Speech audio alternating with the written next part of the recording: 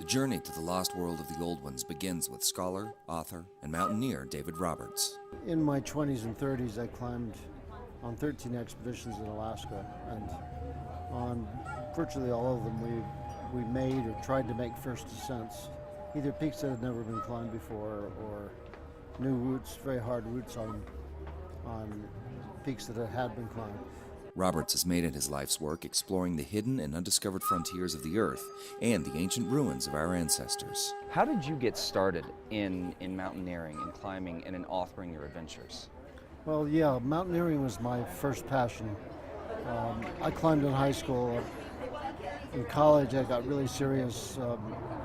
The Harvard Mountaineering Club actually led expeditions to Alaska, so that's what turned me on to Alaska.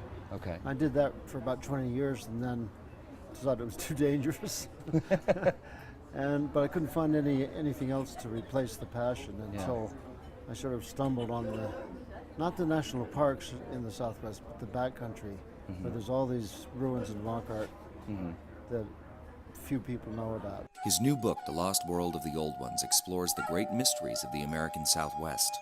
Written with an experiential, conversational style, the book is immediate and accessible to the reader, putting them on the edge of the very cliffs Robert risked life and limb to discover. Is it just a thirst for knowledge? Is it a bit of an adrenaline rush? What really drives you to find these incredibly, I would say, dangerous places to find? They don't have to be dangerous. I'm just as excited to find a ruin you can walk into. It's the idea that they're little known or even unknown. And also the archaeologists have by and large ignored sites like that one because they aren't climbers. They tend to minimize the incredibly defensive granaries and dwellings perched way up on vertical cliffs. So I sort of think that I can make a layman's contribution to understanding what happened and why they did this. Whether it was purely defensive, and it was obviously in part defensive, or sort of art for art's sake. Yet a lifetime on the edge cannot be without the specter of catastrophe, looming in the shadows of the mountain face. We, way back in 1963, we climbed the north face of Mount McKinley, or Denali, highest peak in North America. Yeah. And 50 years later, it hasn't been repeated.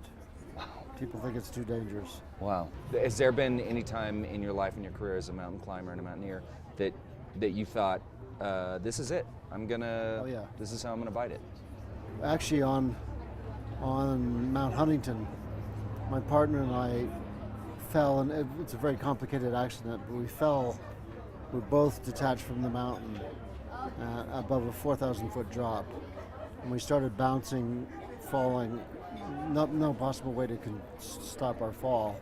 And I remember thinking, this is it, just anticipating the void and the death. And the rope dragging behind us, snagged on a little piece of rock, no bigger than my knuckle, and saved us both. No kidding. That's the closest call I've had. I had a lot of other close calls too. Wow.